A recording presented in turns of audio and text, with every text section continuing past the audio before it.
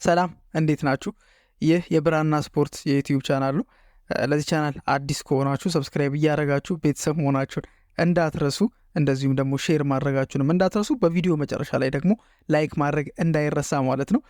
ዛሬም እንግዲህ በአዲስ ፕሮግራም ተገናኝተናል። በዛሬው ፕሮግራም ደግሞ ሊቨርፑል እንግዲህ ከሜዳ ውጭ ተጉዞ በ16 ውስጥ የመጀመሪያ ዙር ጨዋታ እንግዲህ ሊቨርፑል ቻምፒየንስ ሊጉን በበላይነት በተለይ በአዲስ ፎርማት ከተቀየረ በኋላ ቻምፒየንስ ሊጉ እንደ ሊቨርፑል የተመቸው ቡድን ያለ አይመስልም። እንግዲህ በአንደኝነት አጠናቆ ዘና ብሎ ነበር። እንግዲህ እንደምናውቀው 8 ውስጥ የገቡ ቡድኖች እንግዲህ ቀጥታ ወደ 16 ውስጥ እንደሚያልፉ የሚታወቅ ነገር ነው። ከዛ ውጭ ግን ከ8 በታች ደግሞ ያሉት እስከ 25ኛ ደረጃ ድረስ ደግሞ እስከ 24 ድረስ ያሉት እንደዚሁ ደግሞ በፕሌይኦፍ ተጫውተው እንግዲህ 16ቱን ይቀላቀላሉ ማለት ነው። ስለዚህ 8 ከዚህ ይወሰዳል። ከዛ በኋላ 8 ደግሞ እዛ እርስ በእርሳቸው ተጫውተው ደግሞ ይወሰዳል ማለት ነው። በዚህም መሰረት ሊቨርፑል እንግዲህ አንደኛ ሆኖ ማጠናቀቁን ተከትሎ ቀጥታ ነበረ ወደ 16ቱ ዙር ውስጥ መግባት የቻለው ማለት ነው። በዚህም እንግዲህ የመጀመሪያ ጨዋታውን በፓርክ ደ ፕሪንስ እንግዲህ ወደ ፓሪስ አቅንቶ ከፒኤስጂ ጋር ጨዋታውን አድርጓል። ጨዋታውንም እንግዲህ ባልተጠበቁ መልኩ ማለት ከጨዋታ በፊት ሲነሱ የነበሩት ሀሳቦች ኦፍኮርስ ሊቨርፑል ጠንካራ ተጋጣሚ ነው፣ ፕሪሚየር ሊጉን በምን አይነት ብቃት እየመራ እንደሚገኝና የፕሪሚየር ሊጉን ቡድኖች በተለይም ደግሞ ያው ተከታዮቹ አርሰናል ነው አይደለ?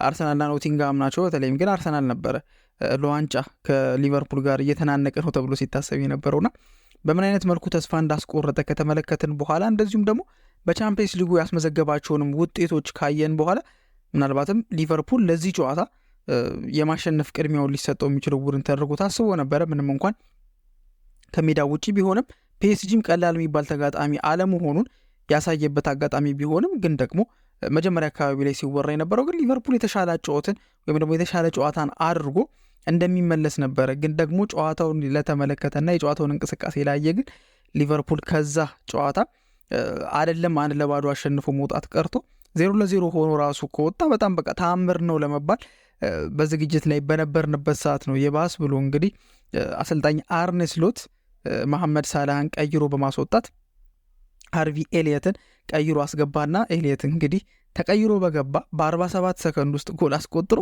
ሊቨርፑል ጭራሽ አስሸንፎ እንዲወጣ ማድረግ ችሏል። እና ይሄ የተአምር ያህል ነው ተብሎ ቢነገር ወይም ደግሞ ቢታሰብ ውሸት አይሆንም ማለት ነውና ስለዚህ ጨዋታ እስኪ የተወሰኑ ሀሳቦችን እናነሳለን። ግን ደግሞ በዋናነት ግን የምናነሳው እንግዲህ የጨዋታው ኮከብ የተባለው እንደዚሁም ደግሞ ብዙ ሲሞገስም ያለው የሚገባውም ድንቁ በረኛ አሊሰን ቤከር ነው ማለት ነው።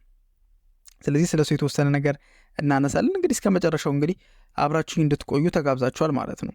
እንግዲህ በዚህኛው ጨዋታ ላይ ከተመለከትናቸው ነገሮች መካከል መጀመሪያ አካባቢ ላይ በደንብ የፒኤስጂዎችን አጨዋወት ከተመለከትን ወደ አጠቃላይ እኮ ቶታሊ ወደ 27 ሹቶችን ነው ማድረግ የቻሉት። ኢማጂን እንግዲህ 27 ሹት አድርጓል ማለት አንድ ቲም ምን ያህል ከባድ የሆነ ጥቃት ሲፈጽም እንደነበረ መመልከት እንችላለን። ሊቨርፑል በአንጻሩ 2 ነበር ሹት አድርጎ የነበረውና በጣም ነበር ሲደበድቡ የነበሩት፣ በጣም ሲያጠቁ ነበረ። ግን ከጨዋታው በኋላ ከተነሳው ሀሳብ ብንነሳ ምናልባትም የጨዋታውን ሁኔታ አርነ ስሎት ክሊፖችን ሲመለከት እንደዚሁም ደግሞ ተጫዋቾቹም ክሊፖችን ሲመለከቱ ይህን ነገር ጠብቀው እንደነበረ ያወቁት ይመስላሉ። ምክንያቱም አሊሰን ቤከር እንግዲህ መጨረሻ ላይ የጨዋታው ማን ኦፍ ዘ ማች የተባለው እሱ ነው።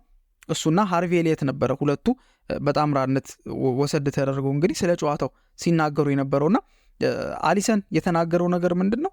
ከዛ በፊት ከጨዋታው በፊት ስለ ክሊፖቹ ስንመለከት ወይም ደግሞ አሰልጣኙ ሲነግረን የነበረው ነገር ይህንን ነው ብሎ ነበር የተናገረው። እንዲሁም ያን የመሰለ ድንቅ ፐርፎርማንስ ካደረገ በኋላ 9 ሴቮችን ነው ማድረግ የቻለው እና እንደዛ አድርጎ ጋዜጠኞች ጥያቄ ባቀረቡለት ሰዓት ላይ እንዲሁም እሱ ቃል በቃል የተናገረው አዎ ምናልባትም በህይወቴ ውስጥ ምርጡ ፐርፎርማንስ ይመስለኛል ብሎ ተናገረ። ስለ ፐርፎርማንሱ ማለት ነው እስካሁን ያለውን ከተመለከተ። ከዛ ግን ያከለው ነገር ምንድነው? ስለ አሰልጣኙ አሰልጣኛችን ከፒኤስጂ ጋር መጫወት ምን ያህል ከባድ እንደሆነ እና ደግሞ ከኳሱ ጋር ምን ያህል ጥሩ እንደሆኑና ሰፈር ለማድረግ ዝግጁ መሆን እንዳለብን እየነገረን ነበረ ብሎ ተናግሮ ነበርና ይሄንን ንግግር ወስደን ጨዋታው ላይ አፕላይ የምናደርገው ከሆነ ምናልባትም ከጨዋታ በፊት ይሄንን ነገር ብናገኘውና ምን ያህል እነሱ ዝግጅታቸው ላይ በእርግጥ በግልጽ የሚነገር ነገር አይደለም፣ ግን ዝግጅታቸው ላይ ምን ያህል እንዳካተቱት መረዳት እንችላለን። ይሄንን ማለት ነው ከኳስ ጋር በጣም አሪፍ እንደሆኑ እና ደግሞ ሰፈር ለማድረግ ዝግጁ መሆን እንዳለባቸው በግልጽ አርነ ስሎት ተናግሮ ነበረ። በጨዋታውም ላይ ከተመለከትን ሙሉ በሙሉ በሚባል ደረጃ ፒኤስጂዎች ዶሚኔት አድርገው ሙሉ በሙሉ ጨዋታውን በቃ በቁጥጥራቸው ስር አድርገው ነበረ ሲጫወቱ የነበሩትና ምናልባትም ሉዊስ ኤንሪኬ መጨረሻ ላይ የተናገረው ነገር በተወሰነ መልኩ የሚያስማማ ይመስለኛል። በቃ ያለው ምንድነው አንዳንድ ጊዜ በቃ እግር ኳስ እንደዚህ ነው፣ እግር ኳስ አንዳንዴ እንደዚህ ነው፣ በቃ አንፌር ነው፣ በቃ ዘረፋ በሉት የተፈጸመብን እንጂ በቃ እንደዚህ ነው። ግን ደግሞ በቲቪ በጣም ኮርቻ ያለው ባደረጉት ነገር በጣም ነው የኮረውት ብሎ ተናግሮ ነበር። የእሱንም ሁኔታ እሱ ያለውንም ተቀብለን እንግዲህ ምን ያህል ትክክል እንደነበርና ያቃተን ነገር ቢኖር እንግዲህ አሊሰን ቤከርን ማለፍ ነው። የጨዋታው እንግዲህ ትልቅ ለውጥ ፈጣሪ ወይም ደግሞ ተጽዕኖ ፈጣሪው አሊሰን ቤከር ነው ብሎ አሰልጣኝ ሉዊስ ኤንሪኬ የፒኤስጂ ዋና አሰልጣኝ መስክሯል ማለት ነውና በዚህ ጨዋታ ላይ ሌላ እኔ የታዘብኩት ነገር ምንድን ነው፣ ፒኤስጂዎች በእርግጥ ይሄ መጀመሪያ ጊዜያቸው አይደለም። ፒኤስጂ እስከ ፍጻሜ የደረሰበትን ዓመት እናስታውሳለን አይደለ? በቶማስ ቱኸል ጊዜ እስከ ፍጻሜ መድረስ የቻሉበት ነበረ፣ የኮሮና ወቅት ላይ ማለት ነውና መጨረሻ ላይ ግን እንደዚሁ 1-0 በሆኑ በኪንግስሌ ኮማ ጎል እንግዲህ 1-0 በሆነ ውጤት ተሸንፈው ከውድድር የተሰናበቱበት ማለት ለዋንጫ ደርሰው ዋንጫውን ያጡበት ሁኔታ እናስታውሳለን። በሰዓቱ ያመከኗቸው ኳሶችም ቀላል የሚባሉ አልነበሩም። በእርግጥ እንደዚህኛው ጨዋታ 9 ሴቮች ምናምን የተፈጸመባቸው 27 ሹቶችን የሞከሩበት አይደለም። ግን ከዛ በኋላ ግን ምናልባትም ያው ወዴት እንደሚሄዱ ገና ባያመላክተንም ግን ምርጡ ፐርፎርማንሳቸው ይመስለኛል በአጠቃላይ በቻምፒየንስ ሊግ እስካሁን ድረስ በቃ ይሄኛው ፐርፎርማንሳቸው። በዛ ላይ ሊቨርፑል ነው በምን አይነት መልኩ ሲያስጨንቁት እንደነበሩ በቃ እንደነ መሐመድ ሳላን ከጨዋታ ውጪ እንዳደረጓቸው በቀላሉ መመልከት እንችላለን። ተከላካዮቹ እነ ፓቾ እነ ማርኪኖስ እንዴት ሲቆጣጠሩት እንደነበረ ጨዋታውን ለተመለከተ ፒኤስጂ የምርም ጨዋታውን ማሸነፍ ይገባቸው እንደነበረና ከሉዊስ ኤንሪኬ ጋር የሚያስማማን ነገር እንዳለ መረዳት ይቻላል። ግን ደግሞ አልሆነም። ላለመሆኑም እንግዲህ በእርግጥ ሁሉም እንደ ቲም ነው ሲንቀሳቀስ የነበረው፣ ሲከላከሉ ነበረ። ቫንዳይክ ቦታውን ከቨር ሲያደርግበት የነበረው መንገድ ቀላል አልነበረም። አማካኞቹም የነ ማካሊስተርም የሁሉም አስተዋጽኦ አለበት። ግን በደንብ ነጥሮ የወጣው ግን አሊሰን ቤከር ነው።